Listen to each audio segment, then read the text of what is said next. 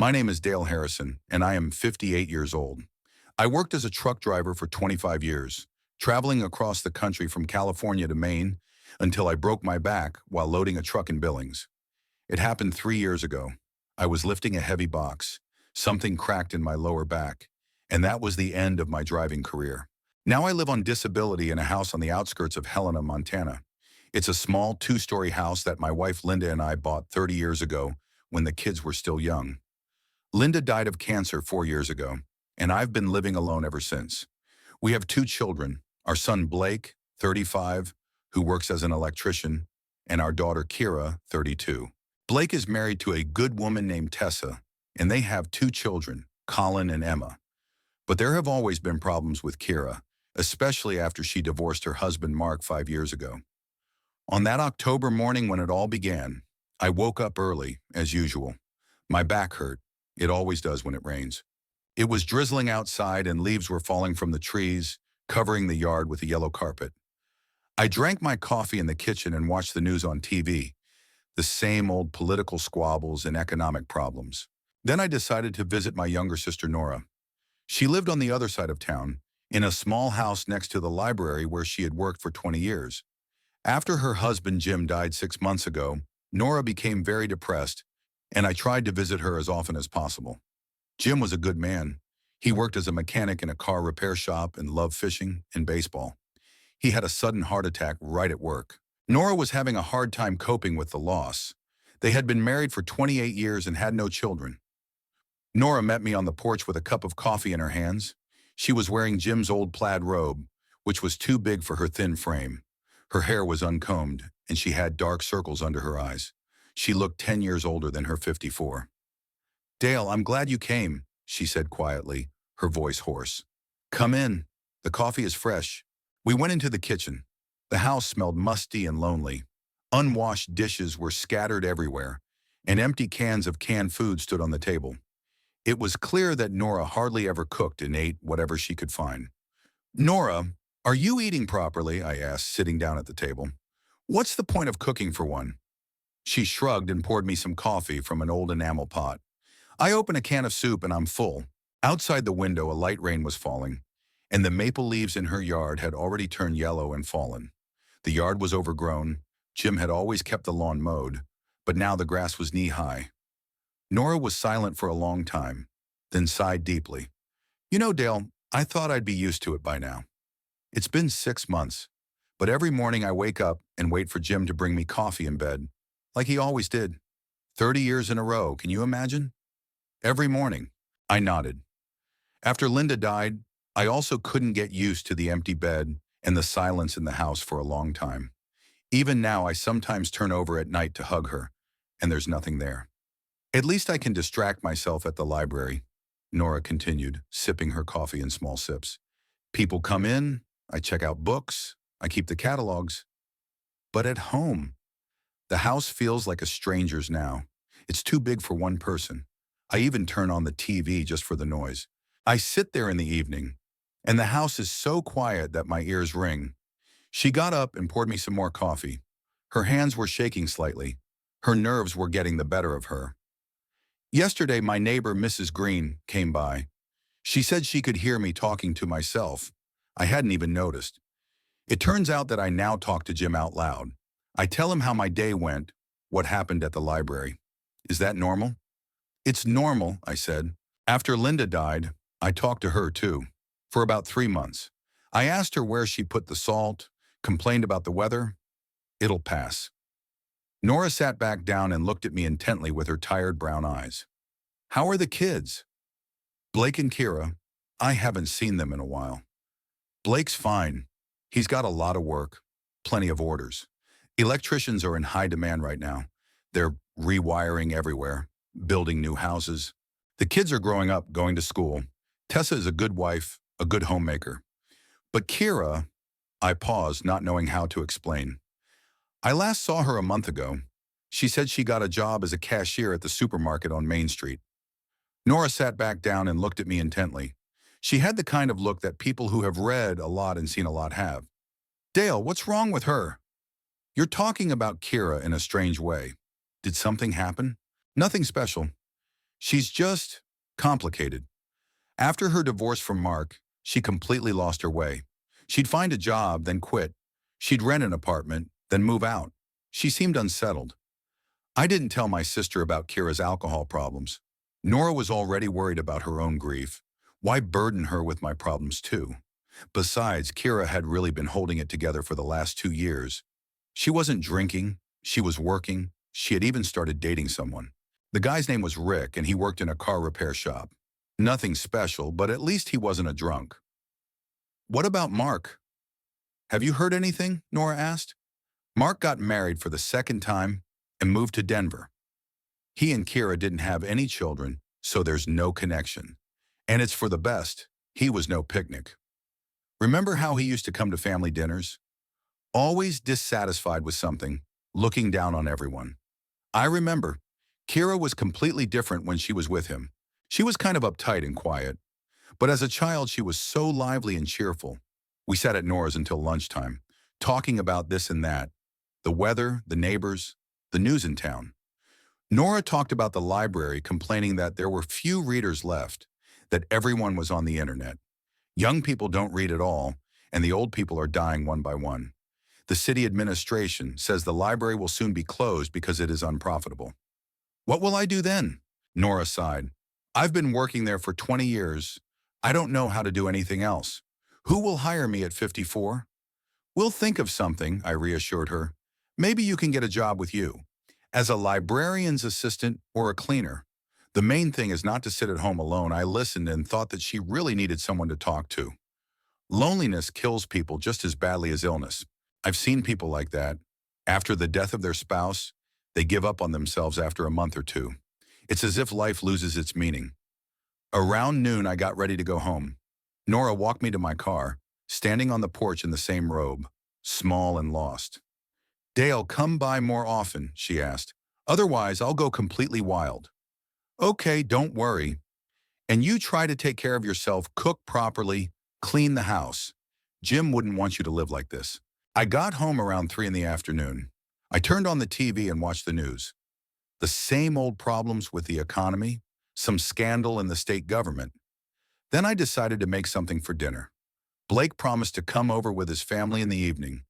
They had been doing that every weekend since Linda died. It was a good tradition. It brought the family closer together. I took a chicken out of the freezer and put it out to thaw. I decided to make a potato casserole. The kids love it. While the chicken was thawing, I walked around the house and tidied up a bit. The house was quiet and empty. Sometimes I turned on the radio or TV just for background noise so I wouldn't hear my own breathing. Our house is small but cozy. On the first floor, there is a kitchen, a living room, and a small room that Linda and I called the study. There was an old desk, bookshelves, and a reading chair. On the second floor, there are 3 bedrooms, Linda's and mine, and Blake and Kira's. After my wife died, I slept in the guest room. There were too many memories in our bedroom. At 6 in the evening, Blake arrived with Tessa and the children, 10-year-old Colin and 8-year-old Emma. I heard car doors slam and children's voices in the yard. The children immediately ran into the house. Colin was talking about school, and Emma was complaining about her classmates. "Grandpa," Emma shouted, hugging my legs, "we brought you a present." "What kind of present?" "Mom baked an apple pie." Tessa came into the house carrying a large pan covered with a towel. She always bakes something for our family dinners, pies, cookies, salads. She was a good woman, a decent woman. Blake was lucky to have her. "Dale, how are you?" she asked, kissing me on the cheek. "How's your back?" "My back is fine. It hurts when it rains, but it's bearable." "How are you? Are the kids healthy?" "Everything's fine. Colin joined the soccer club, and Emma is taking art classes." Blake stayed with me in the hallway, while Tessa went to the kitchen to help set the table, and the kids ran to the living room to watch TV. "Dad, we need to talk," he said seriously. Blake looked like me when I was young, tall, broad-shouldered, with dark hair. Only his eyes were his mother's, brown and kind. Now I saw concern in those eyes. I immediately understood that it was about Kira. Blake always took his younger sister's problems to heart, even though he was only 3 years older than her. As a child, he protected her from bullies at school, helped her with her homework, and stood up for her when she got into trouble with Linda and me. What's wrong? Kira hasn't been to work for a week. I called her boss at the supermarket, and he said she just stopped coming in. No explanation, no notice. Her phone isn't answering. My heart sank. This was a bad sign. When Kira's doing well, she is always in touch, calls regularly, and comes to visit. We went into the kitchen. Tessa was setting the table, arranging plates and cutlery, but I could see she was listening to our conversation. She knew about Kira's problems. There were no secrets in the family. Have you been to her house? I asked, taking a casserole out of the oven. I went the day before yesterday. She's not home. The door is locked. She's not answering the phone. Her neighbor, Mrs. Clark, says she saw her a couple of days ago with some men. Drunk. My heart sank. So she had relapsed after all. 2 years of sobriety down the drain. And I thought she had made it, that the past was behind her. Maybe she just... I started, but I knew there was no excuse. Dad, you know Kira, Blake interrupted. When she starts drinking, she disappears for weeks. Remember what happened 3 years ago? I remembered. Back then, the police and I searched for her for almost a month. We found her in some basement on the outskirts of town, in terrible condition. Dirty, sick, covered in bruises. Some homeless guy was lying next to her, dead drunk. After that, she was treated in a clinic, went to Alcoholics Anonymous meetings, and I thought she'd gotten over it. She didn't drink at all for 2 years, not a drop. Tessa put my casserole and her apple pie on the table and sat down next to her husband. Dale, maybe we should report her missing to the police, she said quietly. As a missing person? It's too early, I replied, although I was worried myself. Kira is a grown woman, 32 years old. The police won't do anything until 48 hours have passed. And besides, if she's drinking, she'll show up when she runs out of money. Does she have any money? Blake asked. I have no idea. The last time we spoke was a month ago. She talked about work and complained that her salary was low. Everything seemed fine. Blake nodded grimly. We called the children to the table and sat down to dinner. Colin talked about school and his new friends on the soccer team. Emma showed us her drawings. She drew a house, a tree, and a dog. It was the usual childish joy, but we adults felt heavy-hearted. When is Aunt Kira coming to visit us? Emma asked suddenly. There was an awkward pause. The children didn't know about Kira's alcohol problems. We had shielded them from it. Aunt Kira is busy at work, Tessa said. She'll come as soon as she's free. After dinner, the children went to play in the living room, and we stayed in the kitchen drinking tea and eating Tessa's apple pie. The pie was excellent, crumbly dough, juicy apples with cinnamon. But we didn't feel like eating. Our thoughts were with Kira. You know, Dad, Blake said, I think we need to look for her. We can't wait for something to happen. Last time we waited too long. Where would we look? The city isn't small. It's full of dive bars and cheap bars. Rudy can help. He still has connections in the sheriff's department. Rudy Palmer has been my best friend since high school. We played football together, served in the army together, were best men at each other's weddings. He worked as a county sheriff for 20 years and retired 3 years ago. If anyone could help find Kira, it was him. Rudy knew the city like the back of his hand, knew all the local drunks and drug dealers. I'll go see Rudy tomorrow, I agreed. I'll talk to him. Tessa looked at me sympathetically. She had beautiful green eyes and a soft face. A good mother, a caring wife. Dale, maybe we should try to get her out of this state? Put her in a hospital? Find a good doctor? I've read that there are new methods of treating alcoholism. Tess, we've already tried that. 3 years ago, she was in a private clinic in Billings for 2 months. It cost a lot of money, $15,000. And what good did it do? She lasted 2 years and then went back to her old ways. But 2 years is a good result, she insisted. That means the treatment helped. For an alcoholic, 2 years of sobriety is really a lot, Blake sighed, but relapses are inevitable. I read about it on the internet. It's a chronic, incurable disease. You can only control it. What triggered it? Tessa asked. There must be a reason why she started drinking again. I shrugged. Who knows? Maybe problems at work. Maybe she had a fight with her boyfriend. His name was Rick. Or maybe it's just autumn, seasonal depression. Any excuse will do for alcoholics. We talked a little more, then Blake and his family left for home. Tessa gave me a big hug as she left. Dale, if you need anything, call us right away. We'll help however we can. Thanks, Tess. You're good people. I was left alone in an empty house where every corner reminded me of the past. Linda's favorite armchair was still in the living room. Green, worn, with a high back. Her cosmetics, perfume bottles, and a comb with a few light hairs on it were lying on the dressing table in the bedroom. I couldn't bring myself to put these things away. It would be like removing Linda herself from my life. And now thoughts of Kira were also troubling me. Where was she? With whom? In what condition? I imagined the worst-case scenarios, that she would be raped, robbed, or killed in a drunken brawl. The city had become dangerous, especially for women. Drug addicts, homeless people, all kinds of lunatics, you name it, they were on the streets. I turned on the TV, but couldn't concentrate on the programs. I mechanically switched channels, news, commercials, some movie about war. My thoughts revolved around one thing: how to find Kira, how to help her. If it's even possible to help someone who doesn't want help. I went to bed late, around midnight. I tossed and turned in bed for a long time, unable to sleep. Outside the window, the wind swayed the branches of the old oak tree that Linda and I had planted when we bought this house 30 years ago.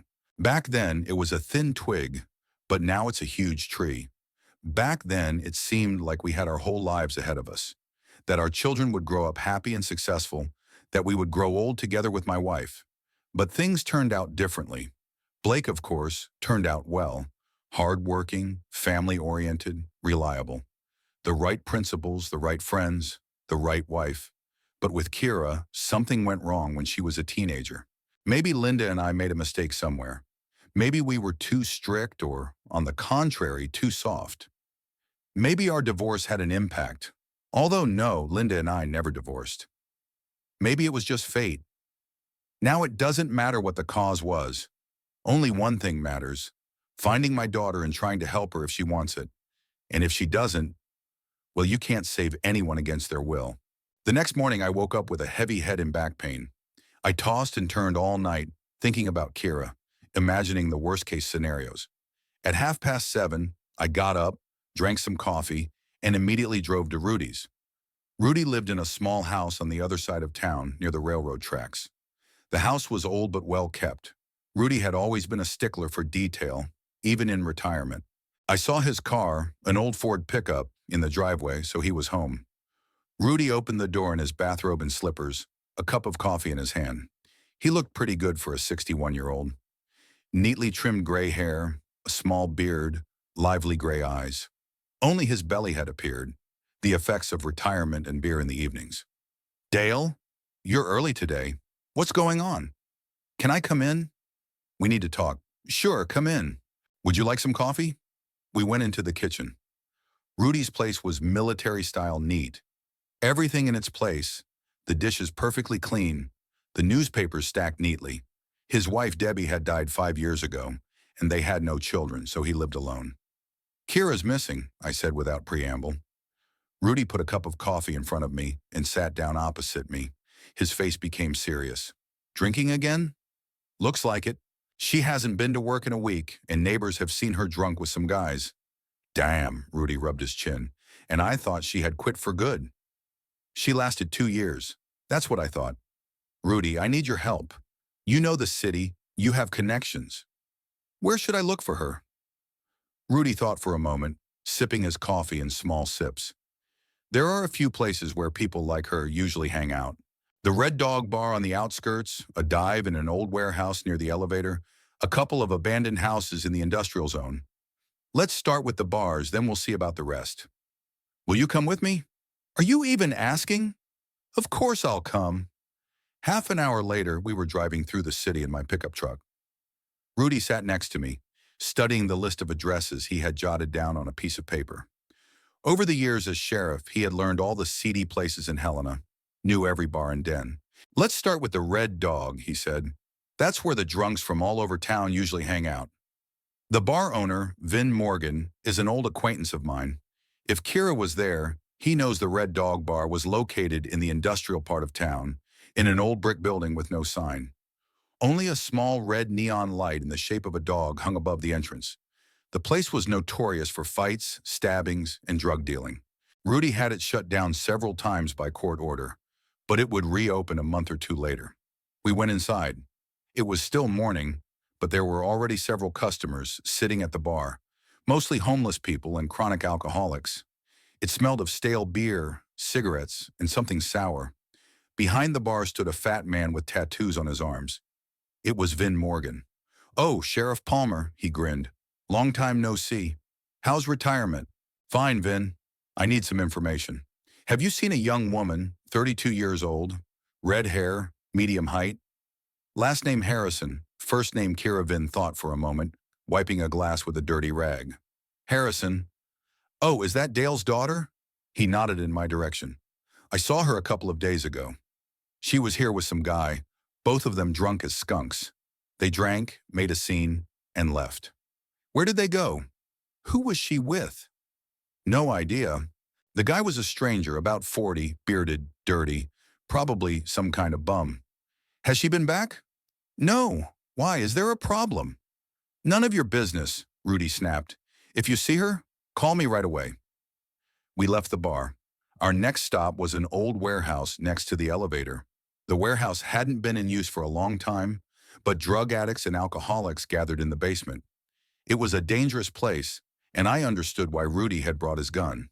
"Dale, anything could be down there," he warned. "Stay close to me and don't get into a fight unless you have to." We went down the iron staircase to the basement. It was dark and damp down there, and it smelled of urine and vomit. Several people were lying on mattresses in the corner, some asleep, some simply unconscious. A candle burned on an overturned box, illuminating the gruesome scene. "Hey, is anyone alive?" Rudy shouted. One of the men lying there raised his head, a young guy, skinny as a skeleton, with the sunken eyes of a drug addict. "We're looking for a woman, red-haired, 32 years old," I said. "Have you seen anyone like that?" "Who's asking?" The guy tried to sit up but didn't have the strength. "I'm her father. There was no one here." "Only us." We searched the entire basement, but Kira wasn't there. We went upstairs and drove on. The next place was an abandoned house in an industrial area where, according to Rudy, homeless people sometimes spent the night. The house was 2 stories high, made of brick, with broken windows and a crooked roof. Factory workers used to live here, but the factory closed 10 years ago and the house was abandoned. Now it was inhabited by all kinds of scum. We entered through the back door. The house was dark and cold, with trash lying everywhere. There was no one on the first floor, so we went up to the second floor. There, in one of the rooms, we found Kira. She was lying on a dirty mattress next to a man of about 40. Both were drunk out of their minds. Kira looked terrible. Her hair was dirty, her face was swollen, and her clothes were torn. She had a bruise on her arm, as if someone had grabbed her hard. "Kira!" I ran up to her and tried to lift her up. She opened her eyes and looked at me with a cloudy gaze. "Dad, how did you get here?" "I'm taking you home." "Get up." I tried to lift my daughter, but the man next to her suddenly grabbed my arm. "Hold on, Uncle." "She's mine now. I paid for her." The man was dirty, bearded, and smelled of stale alcohol. He had tattoos on his arms and a scar on his face from his temple to his chin. "Take your hands off her," I said, trying to sound calm. "She owes me money. She's not going anywhere until she pays me back." "How much does she owe you?" $100. I reached into my pocket for my wallet, but Rudy stopped me. "Dale, don't. It's a scam." The man got up from the mattress, staggered, but remained on his feet. He was quite large, even though he was drunk. "Listen, old man, your daughter's staying here." "Now she's going to live with me?" That was the last straw. I punched him in the face as hard as I could. The man collapsed back onto the mattress, but immediately jumped up and came at me with his fists. A fight broke out. I haven't forgotten how to fight, even though I'm not young anymore. 25 years as a truck driver didn't go to waste. I had to settle disputes in bars and sort things out with loaders. But my back hurt, and I wasn't as young as I used to be. The man turned out to be stronger than he looked. He hit me in the ribs several times and once in the jaw. But Rudy didn't stand aside. He came up behind him and hit him on the head with a police baton. The man fell unconscious. "Enough lying around," said Rudy. "Let's get Kira and get out of here." We lifted our daughter off the mattress. She was semi-conscious, barely able to stand. We had to carry her to the car. Kira was muttering something incomprehensible, her head dangling like a rag doll's. Should we take her to the hospital? Rudy asked when we sat her in the back seat. No, take her home. They'll ask questions at the hospital and might report it to the police. I'll take care of her at home. Dale, she might have alcohol poisoning, or she might have taken drugs. We'll see when we get home. If she's really bad, then we'll go to the hospital. We drove to my house. Kira slept the whole way, sometimes muttering something about Mark, about work, about some money. She looked like a beaten dog, dirty, thin, with bruises on her face and arms. At home, we carried her to the guest room and put her to bed. I brought a basin of warm water, towels, and clean clothes. Rudy helped undress our daughter and wash her. There were many bruises on her body, on her back, legs, and stomach. It was clear that someone had beaten her, and not just once. Dale, someone raised their hands to her, Rudy said, examining the bruises. And recently, yesterday or the day before, probably that guy from the house, or someone else. Maybe we should report it to the police. For assault? What's the point? She won't say who beat her, and it's her own fault for getting involved with that scum. We changed Kira into clean clothes and covered her with a blanket. She was in a deep, drunken sleep. Her breathing was steady, and her pulse was normal. It seemed that her life was not in danger. I'll stay with her, I said, in case something happens. Do you want me to stay and help? No, Rudy. You've already done so much. Thank you. You're welcome. Kira's a good girl. She just lost her way. I hope we can get her out this time. Rudy left, and I stayed to keep watch by my daughter's bed. I sat in a chair, read the newspaper, and checked her breathing and pulse from time to time. Kira slept until evening, sometimes tossing and turning, moaning in her sleep. Around 8 o'clock in the evening, she woke up. She opened her eyes, looked at me, then looked around. Where am I?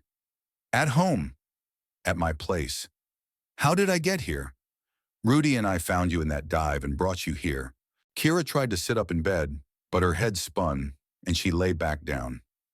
My head is splitting. Can I have some water? I brought her a glass of water and some aspirin. Kira took the pills and drank a little. Dad, I don't remember what happened. The last thing I remember is being in a bar with some guy. And then a blackout. Did that guy hit you? Kira touched the bruise on her face.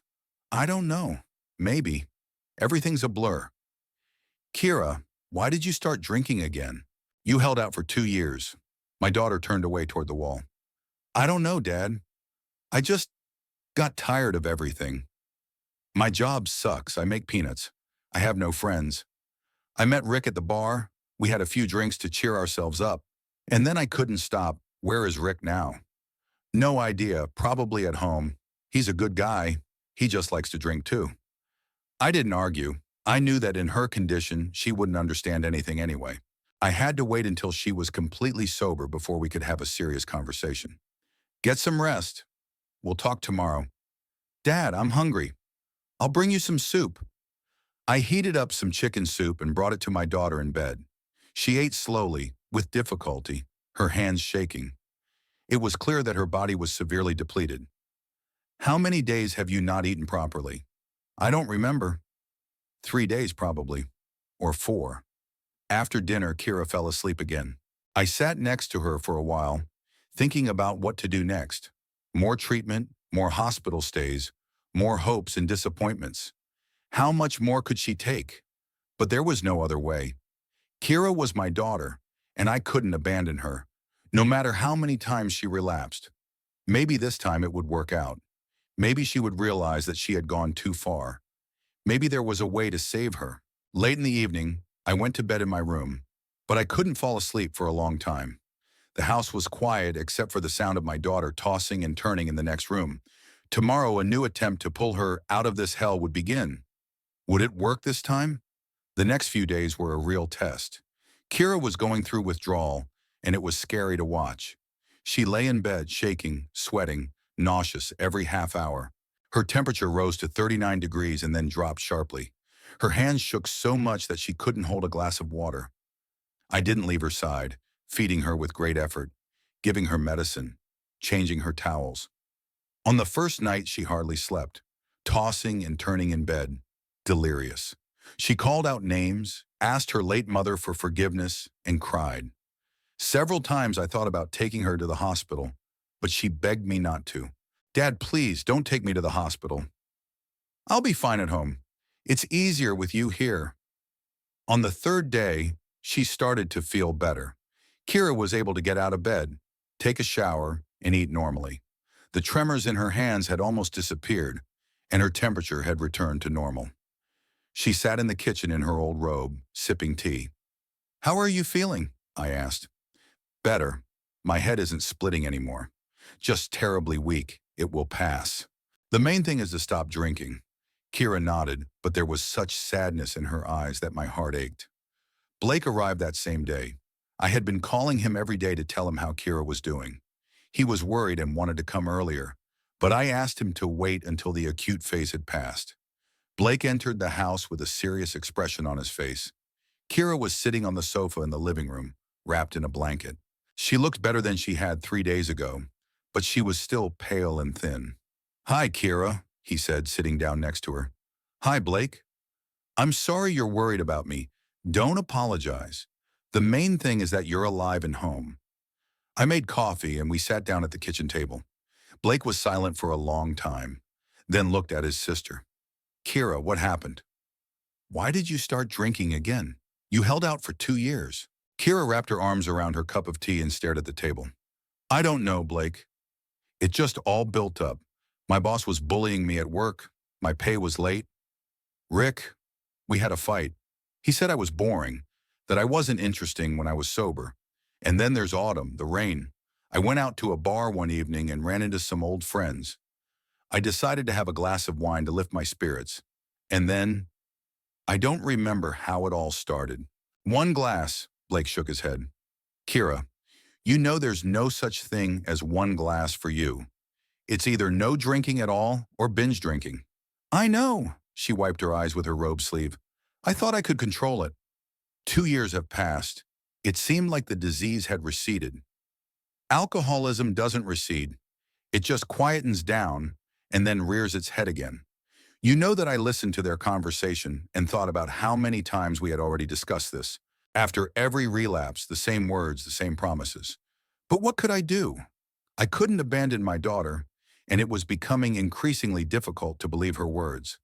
"Blake, I understand that you don't believe me," Kira said, "and I don't blame you. But this time it's different. I saw where I ended up. That den, those people. I don't want to go back there. Kira, you said the same thing 3 years ago. After rehab, you also swore you'd never drink again. But I didn't drink for 2 years. So what? You relapsed in the end." There was a heavy pause. Kira cried quietly. Blake looked out the window, and I remained silent. What could I say? My brother was right. An alcoholic's promises are worthless. "Maybe go back to the clinic," Blake suggested. "At least you'll be under the supervision of doctors there." "No," Kira shook her head. "We'll waste Dad's money, and it won't do any good. Last time at the clinic, they just pumped me full of chemicals and didn't solve any problems. I'll manage on my own. With your help." "What about work?" I asked. "You were fired." "I was fired. I'll have to find a new job." "Okay, we'll help you," Blake said. "But there's one condition. No alcohol." "None at all. And if you slip up again, we won't help you anymore." "I understand." After Blake left, Kira and I were left alone. She sat on the sofa while I read the newspaper. The house was quiet and peaceful. For the first time in a long time, I felt that my daughter was close by, alive and well. "Dad," Kira said suddenly. "What?" "I'm sorry." "For everything. For making you suffer. For wasting your money and your nerves. I know Mom would be upset if she saw what I was doing." I put down the newspaper and looked at my daughter. There was genuine pain and remorse in her eyes. "Kira, I'm your father. No matter how many times you fall, I'll pick you up. But I'm tired of being afraid.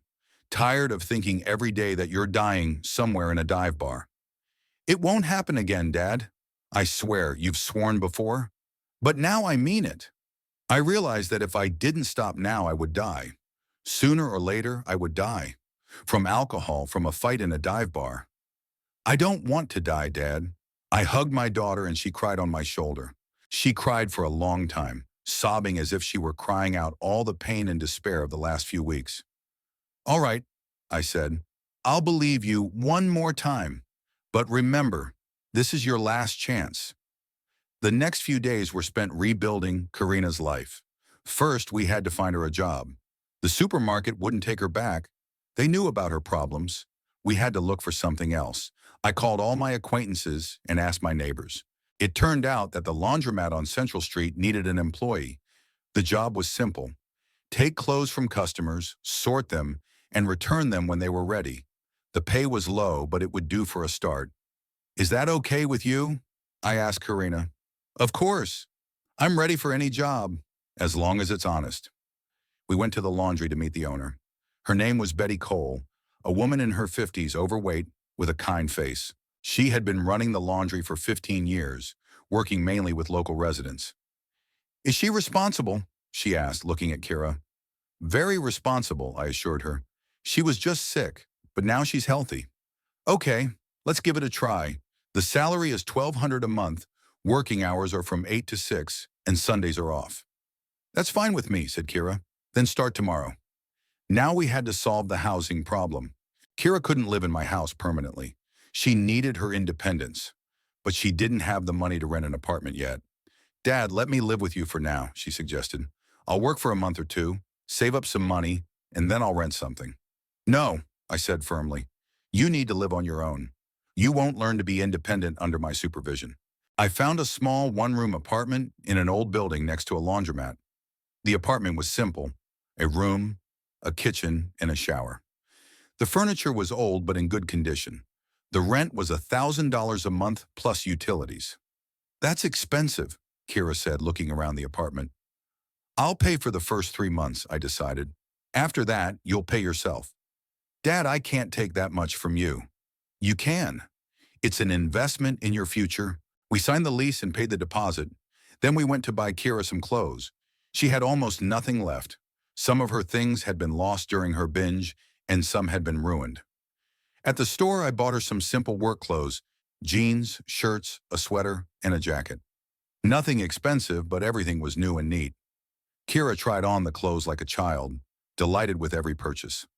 Dad, thank you for everything, she said in the fitting room. I don't know how to repay you. Don't drink, and that's enough. We also bought groceries, bedding, and dishes. By evening, the apartment was ready to move into. Simple but clean and cozy. Well, now you have a home, I said, standing in the doorway. I have a chance, Kira corrected me. A chance to start over. On her first day of work, I drove her to the laundromat. Kira was nervous but tried not to show it. Betty greeted her warmly and showed her what to do. The work turned out to be easy, but it required attention and accuracy. In the evening, I stopped by to pick up my daughter. How's it going? I asked. Fine. Betty is a good woman, patient. She showed me everything I need to know. Tomorrow, I'll be working on my own. Are there many customers?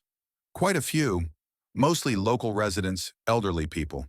They bring in blankets and quilts that can't be washed at home. I drove Kira home and helped her carry the grocery bags. Can you manage on your own? I can, Dad. I'm not a little girl anymore. If you need anything, call me right away. Okay. The next 2 weeks passed quietly. Kira went to work and called me in the evenings to tell me how things were going.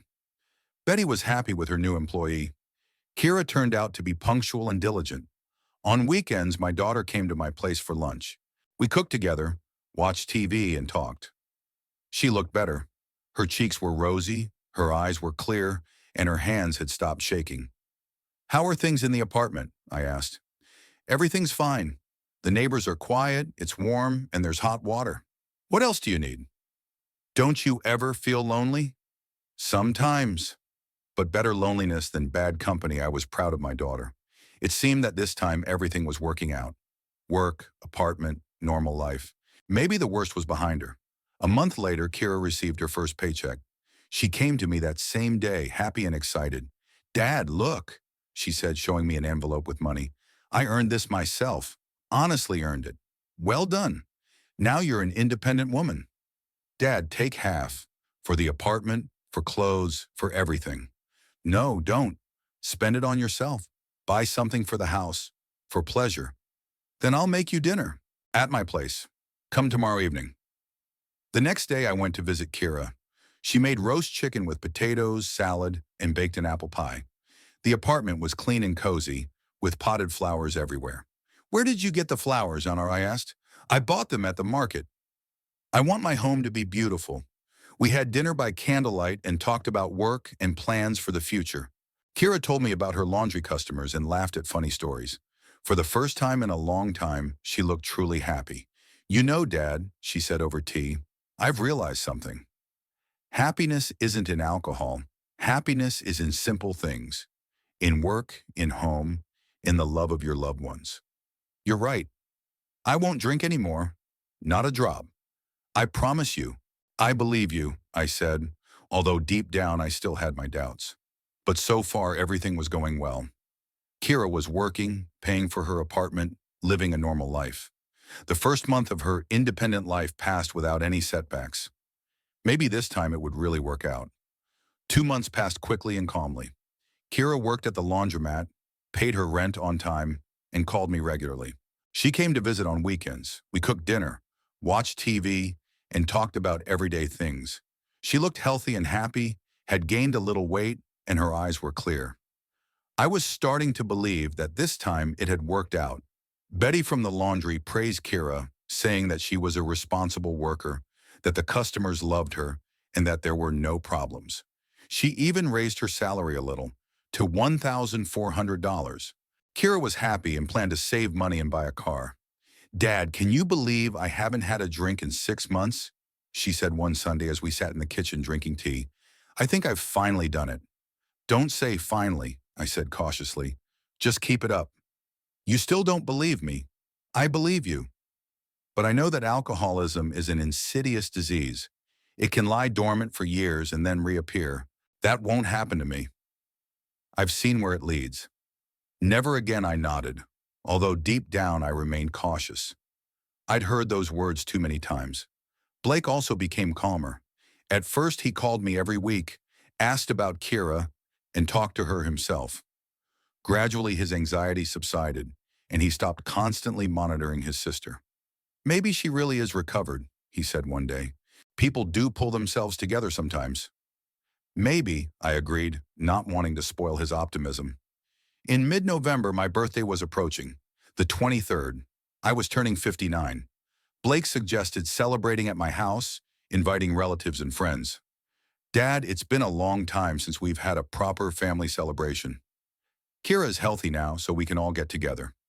"All right," I agreed, "but nothing fancy. Just a simple dinner." We decided to invite Blake and his family, my sister Nora, Rudy and his new girlfriend Carol, whom he met at the Senior Citizens Club. Kira was supposed to come too. I wanted to invite her formally so she would feel like part of the family. On Friday, November 21st, I decided to stop by my daughter's place after work and invite her to the birthday party in person. I could have called her, but I wanted to see her, to see how she was doing. The last time I visited her was a month ago. It was around 7 in the evening when I pulled up to her house. The old 4-story building looked gloomy in the evening light of the street lamps. Kira lived on the second floor. As I climbed the stairs, I heard loud music coming from her apartment. This surprised me. Kira never listened to music that loud, and the neighbors wouldn't tolerate it. I knocked on the door. The music stopped, and I heard footsteps and voices. "Who's there?" Kira's voice sounded strange, hoarse. "It's me, Dad." A long pause. Then the door opened, and I saw my daughter.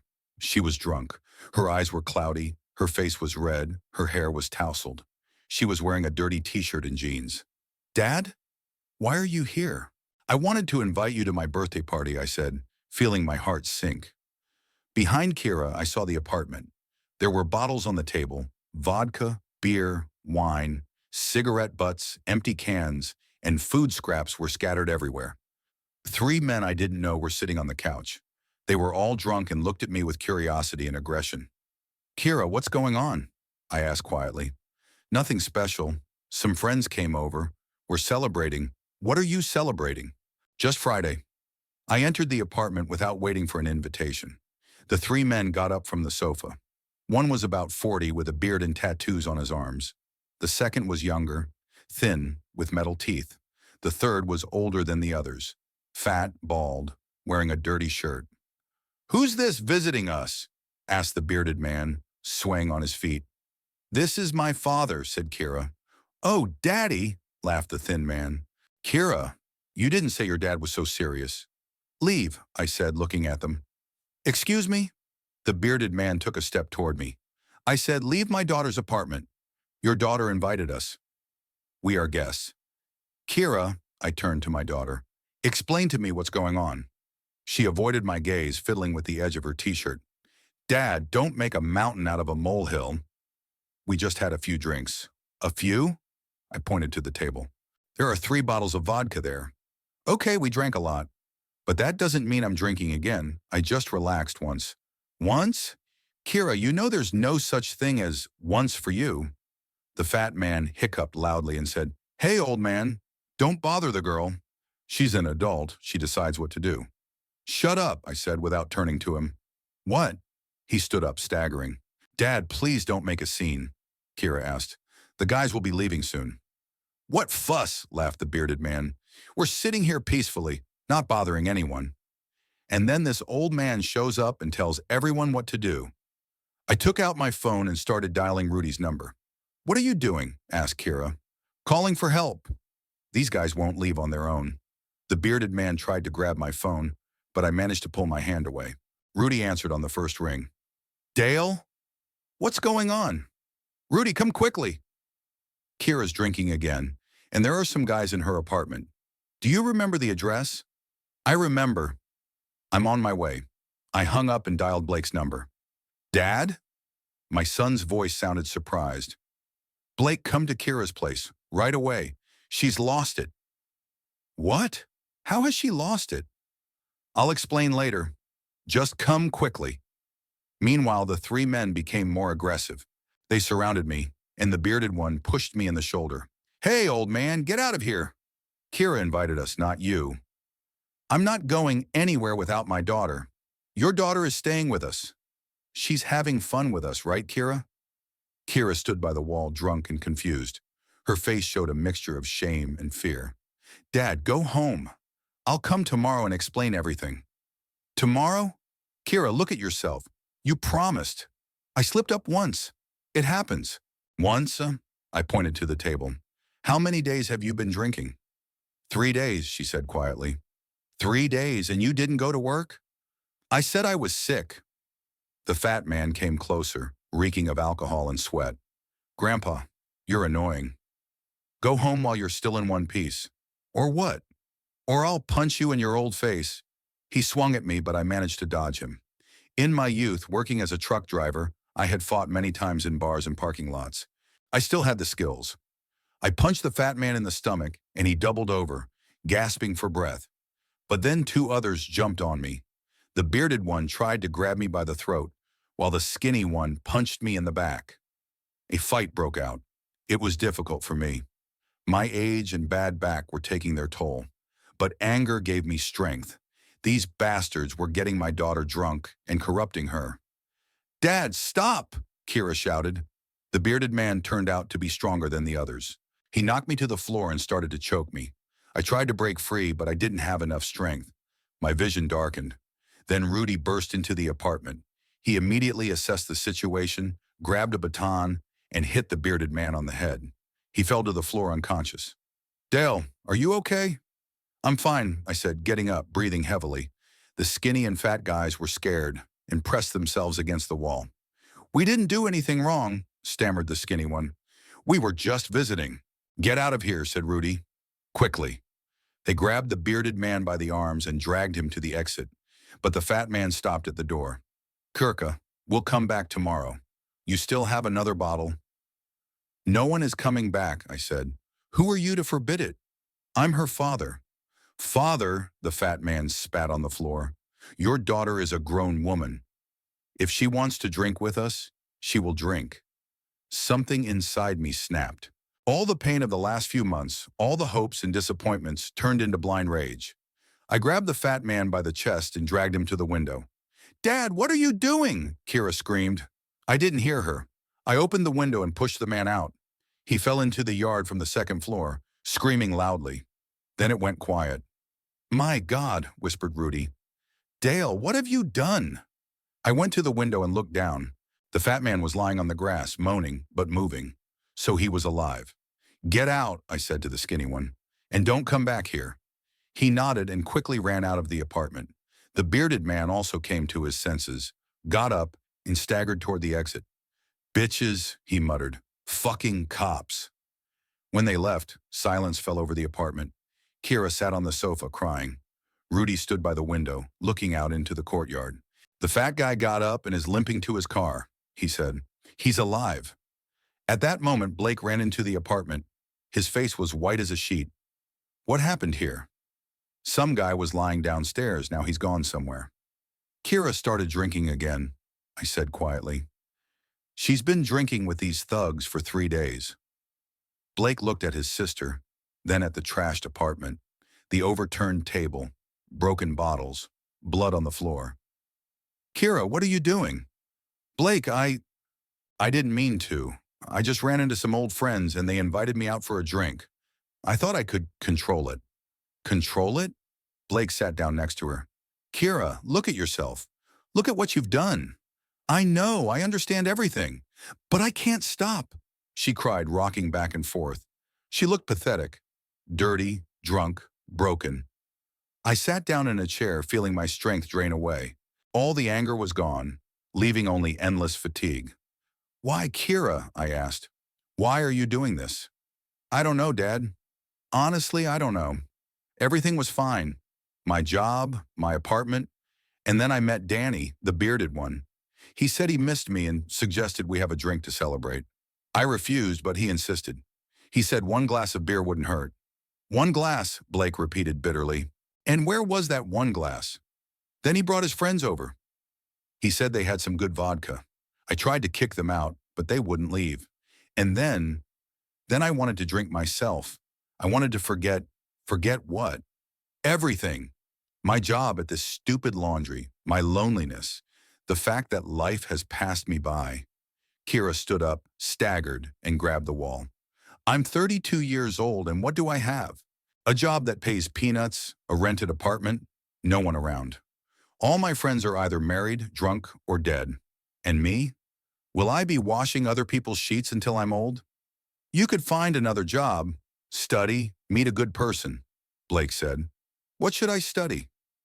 With what money? And good people don't want to get involved with an alcoholic. You're not an alcoholic if you don't drink. I'm always an alcoholic. Even when I'm not drinking, it's a disease that never goes away. She started crying again and fell onto the sofa. I went over to her and sat down next to her. Kira, my daughter. I put my arms around her shoulders. Why didn't you tell me you were feeling bad? We would have figured something out. What would you have done? Given me more money? Believe my promises again? I'm always ready to help you. But you can't live my life for me. You can't make me happy. I didn't know what to say. She was right. No one can make another person happy. Kira, said Rudy, who had been silent until then, what if we try again? Find a good clinic, new doctors? What's the point? I've already been treated. It helped for 2 years, and then the same thing happened again. But 2 years is a long time. That means the treatment works, and then I relapse, and again, until I die. There was a heavy pause. No one knew what to say. The room smelled of alcohol and tobacco, and there was trash everywhere. Okay, I said, getting up. The main thing now is to bring you to your senses. Rudy helped me get her to the car. Where are we taking her? Blake asked. To my place. She'll be safe there. Don't, Dad, Kira protested weakly. I can handle it myself. You've already handled it. Now it's my turn. We lifted Kira off the couch. She was so drunk she could barely stand. Rudy supported her on one side and I on the other. What about the apartment? Blake asked. We'll clean it up tomorrow, I said. Right now, the main thing is to get her out of here. We went down to the courtyard. There were traces of blood on the grass. Apparently, the fat man had really hit himself when he fell, but he could walk, so it couldn't be anything serious. We put Kira in my car, and Blake sat next to her. Rudy followed in his pickup truck. On the way home, Kira tried to get out of the car several times. Dad, stop. I feel sick. Hang in there. You'll be home soon. I don't want to go home. I want to go to Danny's. Danny gets you drunk. Danny understands me. You don't. What don't we understand? That I'm hopeless. That I can't be saved. Don't say that, Blake asked. It's true. I'm an alcoholic, and I'll always be one, no matter how many times I go to rehab. At home, we put Kira in the same guest room where she had been 2 months ago. We took off her dirty clothes, washed her, and put clean clothes on her. She was semi-conscious and barely reacted to our actions. She'll sleep until morning, said Rudy, and tomorrow the withdrawal will begin. I'm ready, I said. We've been through this before. Blake sat in the kitchen, gloomy and depressed. Dad, I can't take it anymore. How much more can we take? She's killing us with her drinking. She's my daughter and my sister. But I'm tired. Tired of being afraid she'll die. Tired of believing her promises. What do you suggest? I don't know. Maybe let her live the way she wants. Maybe we're just getting in her way by trying to save her. Blake, she'll die without our help. And with our help? Another relapse, another treatment, more hope, more disappointment. It's a vicious circle, I understood my son. He was right. We had been going around in circles for several years. But how could I abandon my own child? All right, I said. We'll talk tomorrow. When she sobers up, Rudy went home, and Blake left to be with his family. I was left alone with my drunk daughter. I sat in a chair next to her bed, listening to her breathe. From time to time, she moaned in her sleep, calling for her mother and asking for forgiveness. My heart felt heavy and empty. It seemed that all my efforts were in vain. No matter what I did, no matter how hard I tried, Kira kept coming back to the bottle. Maybe Blake was right, and I should just let her go. But how could I let go of my own daughter? How could I accept that she was dying before my eyes? In the morning, a new cycle would begin. Withdrawal, treatment, promises, hopes, and then another relapse. When would it end? When she died, or when I couldn't take it anymore? It was raining outside, and the wind was shaking the bare branches of the trees. Winter was coming, and so was my birthday. But I didn't feel like celebrating anymore. 2 days had passed since the fight in Kira's apartment. My daughter was lying at my house, going through another withdrawal. This time she was taking it easier. Apparently she had only been drinking for 3 days, so her body hadn't had time to get too poisoned. By the evening of the second day, she was already able to get out of bed, take a shower, and eat. Dad, she said, sitting in the kitchen with a cup of tea, I'm very ashamed of what happened. I'm ashamed too, I replied. Ashamed that I threw a man out of the window. It's his own fault. He shouldn't have provoked you. Kira, what are we going to do next? She was silent for a long time, looking out the window at the bare trees. I don't know, Dad. I honestly don't know. I think I understand everything, but I can't stop. Maybe back to the clinic. I've thought about it, but you've already spent so much money, and it hasn't helped. Money isn't the main thing. It is the main thing. Your pension isn't much, and I just keep spending and spending. I didn't argue. Money really was a problem. 3 years ago, I paid $15,000 for treatment at a private clinic. Almost all of my savings. I didn't have that kind of money now.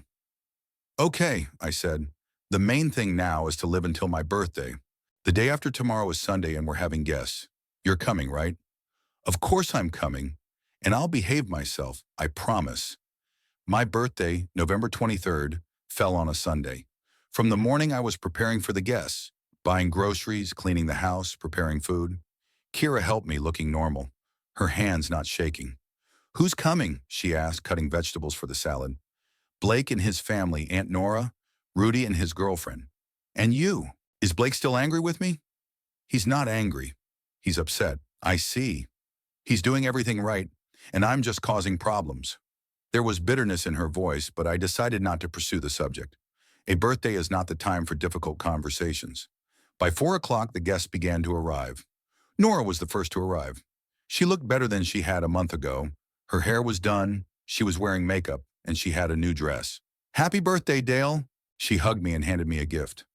It's a book about fishing. I thought you'd like it. Thanks, Nora. How are you? Feeling better? Much better. You know, I joined a club for widows and widowers. There are such nice people there. We meet and talk. It's not so lonely. Half an hour later, Blake and his family arrived. The children immediately ran up to me with their congratulations, and Emma handed me a homemade card with a drawing on it. "Grandpa, that's you fishing," she explained. "It's a beautiful drawing. Thank you, sweetheart." Tessa brought a large birthday cake, and Blake brought a bottle of good whiskey. He congratulated me reservedly, still upset about the situation with Kira. Rudy was the last to arrive with his girlfriend Carol. Carol was a pleasant woman of about 55 who worked as a nurse in a hospital. They had met at a dance club and had been dating for 6 months. "Dale, I wish you happiness and health," Rudy said, shaking my hand, "and may all your problems be solved." We sat down at the table in the living room. I set the large table, put out the best dishes, and lit the candles. It was a beautiful celebration. The whole family together, good food, gifts. Kira sat between Nora and Blake, quiet, hardly speaking. I caught her eye several times. She looked at everyone with a kind of sad envy. She was probably thinking about how good and stable everyone else's lives were. "Dale," Nora said, raising her glass of wine, "let's drink to the birthday boy. To your health and to your children bringing you joy." Everyone raised their glasses. Kira also took her glass, but it only had water in it. She had asked for water instead of wine. "To Dad," said Blake, "for always supporting us." "To Grandpa," shouted the children. We drank, and then Kira suddenly stood up. "I want to make a toast too," she announced. "Kira, sit down," Blake said quietly. "No, I want to say it." Her voice was strange, too loud. "Let's drink to my father. To the man who has spent his whole life teaching everyone how to live." I sensed something was wrong. There was anger in Kira's voice. "Kira," I said warningly. "What, Kira?" She turned to me. "Can I tell the truth on your birthday?" "What truth?" "The truth about what a wonderful father you are. About how you control everyone around you." A tense silence hung over the table. The children stopped eating, and the adults looked at Kira with concern. "Kira, don't," Nora pleaded. "Why not?" Kira grabbed Nora's wine glass and took a big sip. "You all think I'm bad and Dad is good, but I'll tell you the truth." "Kira, you don't drink," Tessa said. "I do now." Kira finished the wine from Nora's glass and reached for the bottle. "Enough pretending." Blake tried to take the bottle from her, but she pulled her hand away. "Don't touch me. Nobody touch me." "Kira, calm down," I said. "Not in front of the children." "In front of the children?" She laughed hysterically. "But in front of the children, it was okay to discipline me with a belt? In front of the children, it was okay to yell at Mom for every little thing?" "Kira, what are you saying?" Blake asked in surprise. "I'm telling the truth." She turned to her brother. "You don't remember because you were older, so you were punished less. But Dad disciplined me until I was 14. I punished you when you misbehaved," I said. "Like any father." "Misbehaved?" Kira stood up, swaying. "I got spanked for every bad grade, every time I was late, every wrong word." "Kira, stop it," Blake said sternly. "This is not the time or place." "When is it?" She poured herself some wine from the bottle. "When can we tell the truth about our wonderful family?" Rudy got up from the table. "Maybe I should leave?" "Sit down," Kira said. "You're a friend of the family. You should know the truth. You should know what a wonderful father my dad is." "Kira, stop," I asked. "You're drunk. You don't know what you're saying." "I do know. I finally understand." She took another sip of wine. "You've controlled everyone your whole life. You drove Mom to the point where she would have left you if she hadn't gotten sick." "That's not true," I said quietly. "It's true. Mom told me herself when she was sick. She said you suffocated her with your care, your control." Those words hit me like a knife in the heart. Linda had indeed complained in recent years that I was too protective of her, but I thought I was doing it out of love. "Kira, Mom was sick. She said a lot of things." Blake defended him. "Don't defend him," Kira shouted. "You didn't see how he treated her, how he controlled her every move." "I cared for her," I said. "Cared?" Kira laughed. "You smothered her with care, and now you're smothering me. You meddle in my life, decide who I should be friends with, where I should work, how I should live." "I'm helping you," I argued. "Helping?" She moved closer to me. "You're controlling me, just like you controlled Mom, just like you controlled us when we were kids." "Kira, you're wrong," Nora said. "Dale is a good father." "Good?" Kira turned to her aunt. Aunt Nora, do you remember how he yelled at Uncle Jim for drinking beer? Jim drank too much, Nora said uncertainly. Everyone around us drank too much. Everyone was wrong. Only Dad knew how to live. The children sat with frightened faces, and Tessa hugged them, trying to protect them from the scandal. Kira, calm down, said Rudy. You're upsetting everyone. And who upset me? She shouted. Who turned me into an alcoholic? You did, I said. No one forced you to drink. You did. With your control, your lectures. She came very close. Do you know what Mom said to me before she died? What? She said, don't let Dad control you. Live your own life. Mom didn't say that, Blake objected. She did. You weren't there. You were at work. Kira grabbed her glass. Now listen, everyone. Enough of this despot. She swung and poured wine in my face. The red wine ran down my face and stained my shirt. Stop complaining about everyone and meddling in other people's lives, she shouted. Everyone sat in shock. No one moved. No one said anything. The children were crying, and Tessa was holding them close. I wiped my face with a napkin and got up from the table. I'm sorry, I said to the guests. The party is over. I left the living room and went up to my room. I sat on the bed and stared at the wall. I could hear voices downstairs. The guests were calming Kira down and getting ready to leave. Half an hour later, silence fell over the house.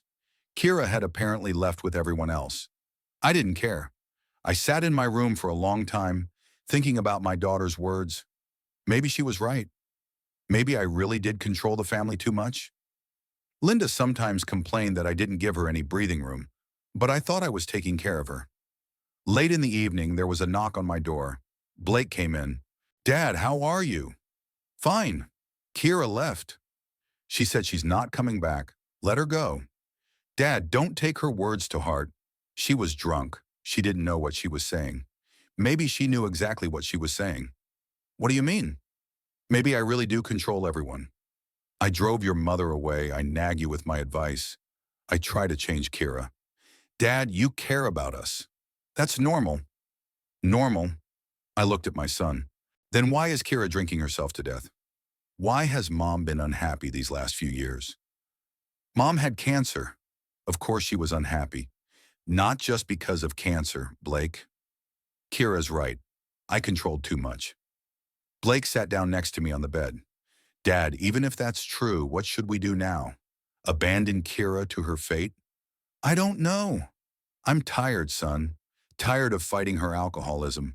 Tired of hoping and being disappointed. I understand. I'm tired too. We sat in silence. Outside the window, snow was falling. The first snow of the winter. Blake, what if she's right about me? What do you mean? What if I really am to blame for everything? What if my upbringing turned her into an alcoholic? Dad, lots of kids grow up in strict families and don't become alcoholics. Every person has a choice. But maybe I took that choice away from her. Maybe I suppressed her so much that she couldn't find another way to live. Blake didn't answer. Apparently, he had doubts too. The next morning on Monday, I made my decision. I waited until 11 a.m. and called Karina's landlord, Mr. Davis. Mr. Davis, this is Dale Harrison. I will no longer be paying my daughter's rent. What happened? Nothing happened. She's just a grown woman and should pay for her own housing. I understand, but I have a contract with you, not with her. If you don't pay, I'll have to evict her. Do what you have to do. Okay, I'll give her 2 days to find the money. If she doesn't, I'll evict her. I hung up the phone and felt relieved. For the first time in a long time, I decided not to help Kira. Let her live as she wants without my control. On Tuesday evening, Kira called me. Dad, Mr. Davis said you stopped paying for the apartment. Is that true? Yes, it's true. Why? Because you're right. I control too much. Now live your own life. But I don't have any money. I haven't worked for 3 days. Betty fired me. Find a job, earn some money. Dad, you can't do this. I'll be evicted tomorrow. That's your problem, Kira. You said yourself that I was meddling in your life. I won't anymore. Dad, that's not what I meant. I was drunk. I was talking nonsense. Maybe you were telling the truth. In any case, I won't interfere in your life anymore. Dad, please, give me another chance. You've had plenty of chances. I hung up. Kira called back several times, but I didn't answer. On Wednesday morning, Mr. Davis called me. Mr. Harrison, I had to evict your daughter. She couldn't pay the rent. I understand. She asked me to tell you that it's all your fault. Thanks for letting me know. On Wednesday evening, Kira came to my house. I heard her knocking on the door, shouting something. I looked out the window. She was standing on the porch, drunk, with a bag in her hands. Dad! Open the door, she shouted. I didn't open it. Dad, I know you're home. Your car is here. I sat in the living room, listening to her screams. My heart was breaking, but I didn't move. Open up, Dad! I have nowhere to go. Kira banged on the door and kicked it. You're my father. How could you abandon me? Then she started saying something else. But I wasn't listening. I covered my ears with my hands, trying not to hear her. An hour later, she stopped banging. I looked out the window. She was gone. Only her bag was lying on the porch. I went out and picked up the bag. It contained dirty clothes, an empty bottle, and some pieces of paper. One piece of paper had uneven handwriting on it. Dad, forgive me. I love you. I took the note and went back into the house. I held it in my hands for a long time, reading it over and over again. Then I tore it up and threw it away. I didn't sleep all night thinking about Kira. Where was she? With whom? In what condition? But in the morning, I still didn't answer the phone when she called. I made a decision, and I will stick to it. No more control, no more help. Let Kira live her life, whatever it may be.